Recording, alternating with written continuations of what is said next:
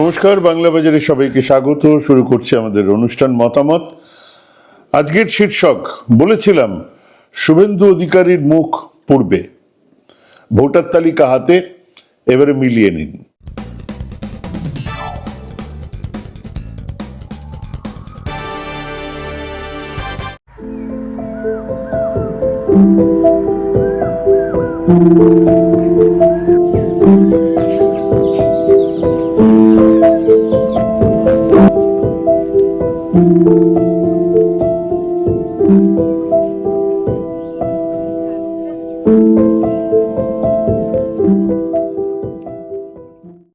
স্বৈরতন্ত্র একটা সময়ে তার নিজের কবর নিজেই খোঁড়া শুরু করে।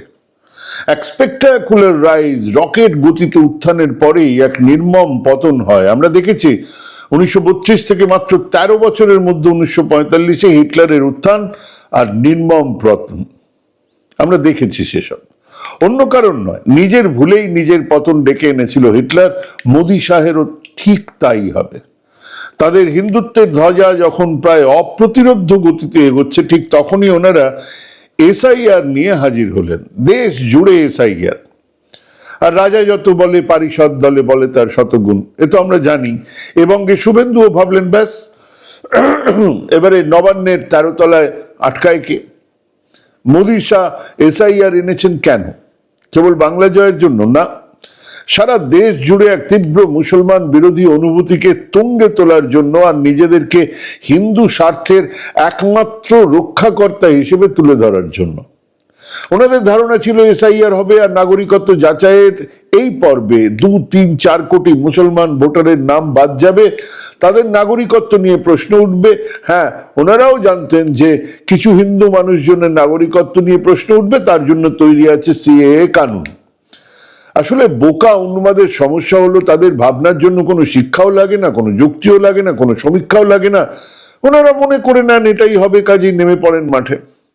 মনে আছে, আজ রাত 8 बजे के बाद 500 और 1000 के নোট রদ্দ কর দিয়ে যায়েঙ্গে, প্রধানমন্ত্রীর নোটবন্দির ঘোষণা। চোখে মুখে কি আত্মবিশ্বাস! 500 আর 1000 টাকার নোট স্ট্যাক করে জমিয়ে রাখা হয়েছে গোপনে। সেগুলোই কালাধন, যার কোনো অ্যাকাউন্ট নেই। বাতিল করা হলে সেই কালো টাকা ব্যাংকে জমা পড়বে না, কাজেই সেই পরিমাণ টাকা সরকারের ভাঁড়ারে উদ্বৃত্ত হয়ে পড়বে, যা দিয়ে ওনারা আম জনতার জন্য বিরাট কাজ করবেন, ইত্যাদি ইত্যাদি ইত্যাদি। কালো টাকা কি, কিভাবে তার বিরুদ্ধে লড়া যায়, এর আগে নোটবন্দির ইতিহাস কি, অর্থনীতিবিদরা কি বলছেন, যারা এই বিষয় নিয়ে নাড়াঘাটা করেন তারা কি বলছেন, না কিচ্ছু জানার দরকার নেই। এটাই বোকা শয়তানদের কাজ করার ঢং। সারা দেশ রাস্তায়, অর্থনীতি চুলোদ্দরে, শেষ পর্যন্ত জানা গেল 99.99% নোট ব্যাংকে জমা পড়েছে। এবং মজার কথা হলো, তারপরেও নেপাল বা এরকম দেশ যেখানে ভারতের টাকা ব্যবহার হয়, সেখানকার টাকা জুড়লে 100% ছাড়িয়ে যাবে। মানে কি? বেশ কিছু পরিমাণ ফেক নোট মেইন স্ট্রিম অর্থনীতিতে ব্যাংকের মাধ্যমে ঢুকে পড়েছে। লেনে কে দেনে পড় গয়ে, যা এখন সাদা। প্রতিটা প্রত্যন্ত গ্রাম বা শহরের ব্যাংকে সেরকম নজরদারি ছিল না। ক্ষমতার এসে এত বড় সিদ্ধান্ত নেবার পরে আজ অব্দি আমাদের ওই মহাজ্ঞানী প্রধানমন্ত্রীর মুখে দ্বিতীয়বারের জন্য শুনেছেন নামটা, সেই পরমাত্মা জিসকো ভেজা হ্যায়। ঠিক সেই রকম ভাবেই ওনাদের মনে হয়েছে আসল সমস্যা হলো ঘুষপেটিয়া, বিদেশ থেকে আসা নাগরিক, তাদের সংখ্যা বিরাট। সেই বিরাট সংখ্যার মানুষজনকে বাদ দিতে পারলে এমনি এক ঝটকায় মাথা পিছু রোজগার বেড়ে যাবে। আর সবচেয়ে বড় ব্যাপার হলো কোটি কোটি মুসলমান ভোটার বাদ দিয়ে নরেন্দ্র মোদী হয়ে উঠবেন আরো বড় হিন্দু হৃদয় সম্রাট। এনাদের কাছে কিন্তু অসম এনআরসির অভিজ্ঞতা ছিল, তাও নির্বোধের মতো এক এসআইআর নিয়ে মাঠে নেমে পড়লেন। এদিকে খুঁটির জোরে মেলান আছে, রাজ্যে শুভেন্দুর মনে হিল্লোল, প্রাণে কল্লোল। নবান্নের 13 তলা ডাকছে, আয় শুভেন্দু, আয় শুভেন্দু। উনি চিৎকার শুরু করলেন, 1.5 কোটি ঘুষপেটিয়া রোহিঙ্গা অনুপ্রবেশকারী বাদ পড়বে। এবারে আসুন, একেবারে প্রাথমিক রিপোর্ট কি বলছে। এনুমারেশন ফর্ম ঝাড়াই বাছাইয়ের পরে সোমবার পর্যন্ত কমিশন মনে করেছে বা করছে, বা যা তথ্য পাওয়া গেছে তার ভিত্তিতে বলছে, খসড়া ভোটার তালিকায় 7,16,632 জনের নাম থাকতে পারে। তো এসআইআর এর আগে পর্যন্ত বঙ্গে ভোটার লিস্টে ছিল 7,66,37,529 জনের। কিন্তু রাজ্যে মৃত, নিখোঁজ, স্থানান্তরিত, ডুপ্লিকেট ভোটারদের কাছে বিলি করা যায়নি 58 লক্ষ 20,898টা ফর্ম, অর্থাৎ এই ফর্ম আনডেলিভার্ড রয়ে গেছে। এছাড়া 57,604 জন ভোটার এনুমারেশন ফর্ম জমাই দেননি, নিয়েছেন কিন্তু দেননি। এদের নাম কোনোভাবে খসড়া তালিকার মধ্যে থাকছে না, কিন্তু এই প্রত্যেকটা নাম জানানো হয়েছে রাজনৈতিক দলগুলোর কাছে। এই বাতিলের তালিকা আছে বুথের বিএলওদের কাছে। কাজেই যদি একজনও ভুলবশত নাম বাদ গিয়ে থাকে, তা আবার জোড়ার আবেদন জমা হবে, জোড়াও হবে। মৃত স্থায়ীভাবে স্থানান্তরিত ছাড়াও যাদের খুঁজে পাওয়া যায়নি তাদের নামও এই তালিকায় আছে। এখন সেই বাতিলের তালিকাতে একজনও ঘুষপেটিয়া পাননি, এখনো পর্যন্ত একজনও রোহিঙ্গা নেই।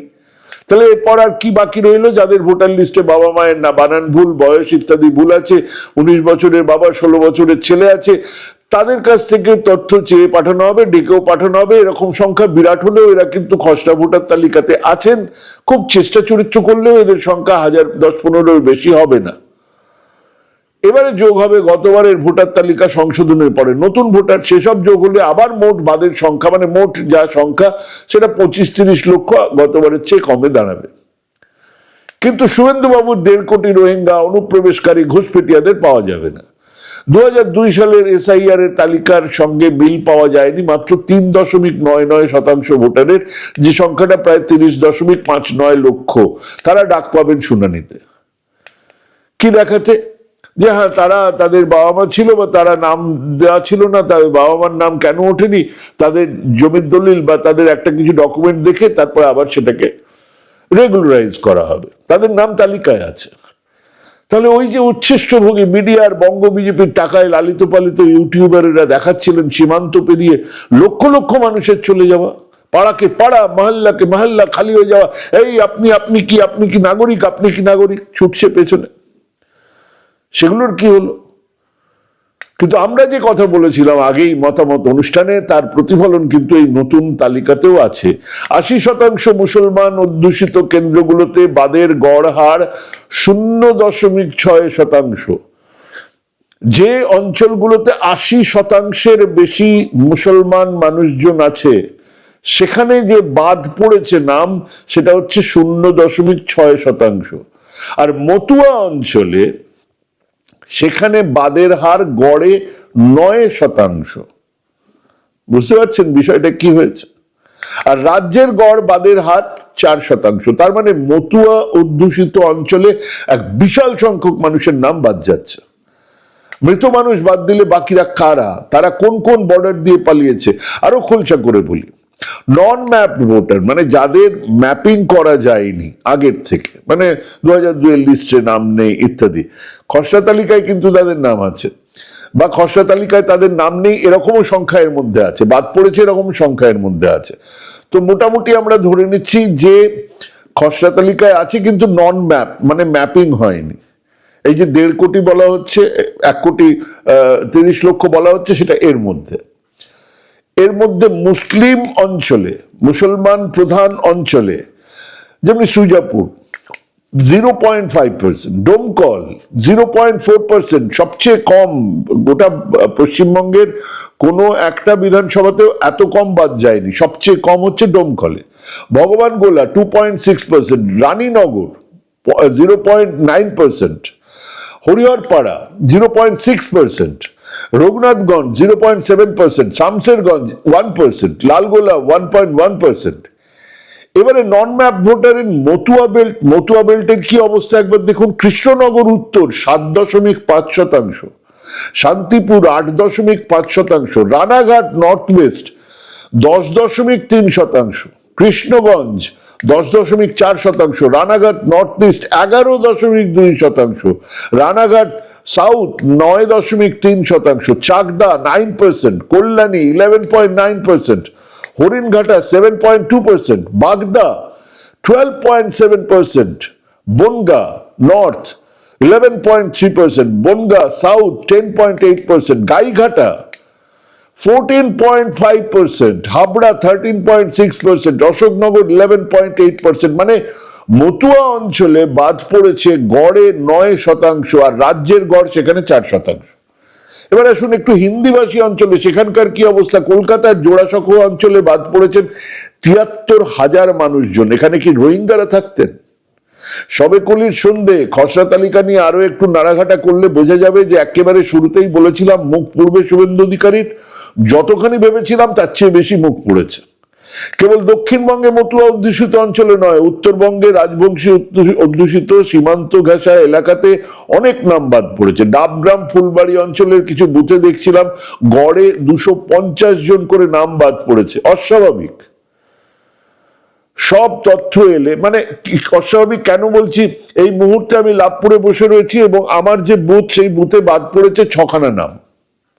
অন অ্যান অ্যাভারেজ এরকম কোথাও 15, কোথাও 20, শহরের দিকে সেই অবস্থাটা কোথাও 40, কোথাও 42, কোথাও 150।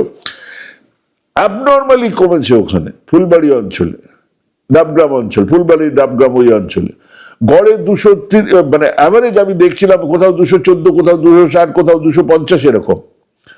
সব তথ্য এলে উত্তরের অবস্থাটা আরো পরিষ্কার হবে। বহু আগে বলেছিলাম, আবার বলি, বহু হিন্দু বাংলাদেশ থেকে চলে এসেছেন এই দেশে, সীমান্তবর্তী এলাকা জেলাগুলোতে তাদের আত্মীয় স্বজনের সাহায্য নিয়ে থাকা শুরু করেছেন। আজ নয়, বহুকাল আগে থেকেই। না, তারা এই নাগরিকত্ব ইত্যাদির বিষয়টাকে তত গুরুত্ব দেননি, ভোটার লিস্টে নাম তোলার কথা ভাবেননি।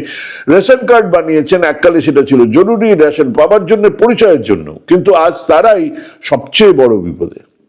সেই সময় বলেছিলাম মুসলমান অধ্যুষিত এলাকাতে যারা এসেছেন খুব সচেতন ভাবে তারা নিজেদের কাগজপত্র ইত্যাদি তৈরি করেছেন, ভোটার লিস্টে নাম তুলিয়েছেন। কাজেই যখন 2002 এর ভোটার লিস্টকে ধরে তালিকা শুরু হলো তখন সেই অঞ্চলের দৃশ্যতই বিরাট টেনশন ছিল না, কিন্তু সেই আতঙ্ক আর উত্তেজনা ছিল মতুয়া অধ্যুষিত অঞ্চলে। দিন 2 পরে সেখানকার আরো পরিষ্কার ছবি পাওয়া যাবে, কিন্তু তালিকা থেকে 9% গড়ে বাদ পড়া মানে এক বিরাট সংখ্যার দিকে ইশারা করছে। হ্যাঁ, এই অঞ্চল সেই অর্থে হিন্দু অধ্যুষিত অঞ্চল। এই বাদ পড়ার সম্পূর্ণ দায় নিতে হবে শুভেন্দু অধিকারী এবং কোম্পানিকে। তবে এই এসআইআর পর্বে অবাক হয়ে দেখলাম অভিষেক ব্যানার্জি অ্যান্ড টিমের কাজকর্ম। এই এসআইআর এর গোটা জায়গাটা যখন ফলো করছি তখন দেখছিলাম যে ইলেকশন কমিশনের সঙ্গে একেবারে তাল মিলিয়ে তারাও কিন্তু এক সমান্তরাল ভোটার তালিকা নিয়ে কাজ করে গেছেন। প্রতিদিন বিএলওর আগে তৃণমূলের বিএলএরা তালিকা আপলোড করছে, মৃত স্থায়ীভাবে স্থানান্তরিত ইত্যাদিদের তালিকা আপলোড করছে, এমনকি ম্যাপিং এর মতো কাজও করেছে, মানে 2002 এর তালিকার সঙ্গে মিলিয়ে সেই কাজ করেছে। অন্যদিকে বিজেপির 2-1 বিএলএ তো পরিশ্রম করেছেন, কিন্তু এসবের কথা তারা জানেনই না। সিপিএম এর নেতারা তো সবচেয়ে ভালো বাইট দেবেন, সবচেয়ে মজাদার মিম তৈরি করবেন, খুব ইন্টেলেকচুয়াল মিম হয়, খুব দারুণ মিম হয়, গান টান ছবি কার্টুন ইত্যাদি তৈরি করবেন এবং ওনাদের একমাত্র শত্রু মমতাকে নিয়ে অসাধারণ খিল্লি করবেন। মাটিতে বসে কাজ করার ওনাদেরও লোক নেই, ইচ্ছেও নেই। কাজেই ঠিক এই মুহূর্তে বাংলায় এই এসআইআর তৃণমূলের হাতেই তুলে দিল বড় সড়ো হাতিয়ার। দিন 2 পর থেকে সেটা আরো স্পষ্ট হবে। অন্যদিকে তাকিয়ে দেখুন, উত্তরপ্রদেশে 15 কোটি ভোটার আদিত্য যোগীর মতে, অন্য কেউ বলছেন না, আদিত্য যোগী বলছেন সেটা 16 কোটি হওয়ার বদলে কেন 11 কোটি হয়ে দাঁড়িয়েছে, 4 কোটি ভোটার কমেছে। তিনি যখন জনসমক্ষে ইউপি রাজ্য বিজেপি নেতা কর্মীদের সামনে বলছিলেন তখন ওনাকে অসহায় লাগছিল। একই অবস্থা অন্যান্য রাজ্যেও। এবং আমি বলছি, আবার মিলিয়ে নেবেন, সমস্ত রাজ্যে যখন এসআইআর হবে সব মিলিয়ে শেষ পর্যন্ত কিছু না হলো খুব কম করে 8 কোটি 9 কোটি মানুষের কোনো ক্লু পাওয়া যাবে না। কিন্তু তারা দীর্ঘদিন, কেউ 50 বছর, কেউ 60 বছর, কেউ 40 বছর ভারতেই আছেন, কোথাও কোনো ক্লু পাওয়া যায় না, কাগজ নেই। দিল্লিতে এরকম লোক আছে যাদের 3 পুরুষ 4 পুরুষ 5 পুরুষ সেখানেই আছে, কিন্তু কোনো কাগজ নেই। এবার সেই সমস্ত মানুষের মধ্যে যদি আমরা মুসলমান ধরি তাহলে সেই মুসলমানের সংখ্যাও 1.5 কোটি 2 কোটির বেশি হবে না, অর্থাৎ গরিষ্ঠাংশ মানুষ হবেন হিন্দু। ধরে নিলাম সমস্ত হিন্দুদের নরেন্দ্র মোদী জোর জবরদস্তি, সংখ্যাগরিষ্ঠতা আছে, তাদেরকে বলে দিলেন যে হিন্দুর নামের শেষে রয়েছে কিছু একটা হিন্দু টাইটেল, ঠিক আছে তারা নাগরিক, ঠিক আছে, এটাও করতে পারেন, করতেই পারেন, একটা স্বৈরতন্ত্রে সবকিছুই সম্ভব। কিন্তু আমার কথা হলো এই 1.5 কোটি 2 কোটি বাদ পড়ে যাওয়া মুসলমান মানুষজনকে কোথায় পাঠাবেন, কোন দেশে পাঠাবেন? তাদের মধ্যে একটা সামান্য অংশ বাংলায় কথাবার্তা বলবেন, আচ্ছা ঠিক আছে, তাদের জন্য বাংলাদেশে পাঠাবেন। বাংলাদেশ নেবে কেন? বাংলাদেশ তো বসে নেই, এখান থেকে উদ্বাস্তু ঠেলে পাঠিয়ে দেবেন আর ওরা নিয়ে নেবে কেন? এবারে বাকি হিন্দিতে কথা বলে, মারাঠিতে কথা বলে, গুজরাটিতে কথা বলে হিন্দি ওই উত্তরপ্রদেশের লোকাল যে আদিবাসী এলাকায় সেখানকার ভাষায় কথা বলে, ছত্তিশগড়ের তেলেগু লোকজন, তামিল লোকজন, কি করবেন তারা, কোথায় যাবেন? নেমে পড়লেন নরেন্দ্র মোদী এসআইআর করতে, যে এসআইআর এর অনুমোদনই নেই এই নির্বাচন কমিশনের হ্যান্ডবুকে। খুঁজে দেখুন হ্যান্ডবুকটা, সেখানে স্পেশাল ইন্টেন্সিভ রিভিউ একমাত্র একটা বিধানসভায় বা একটা বিধানসভার নির্দিষ্ট কোনো একটা অঞ্চলে কেন করা হয় স্পেশাল ইন্টেন্সিভ রিভিউ?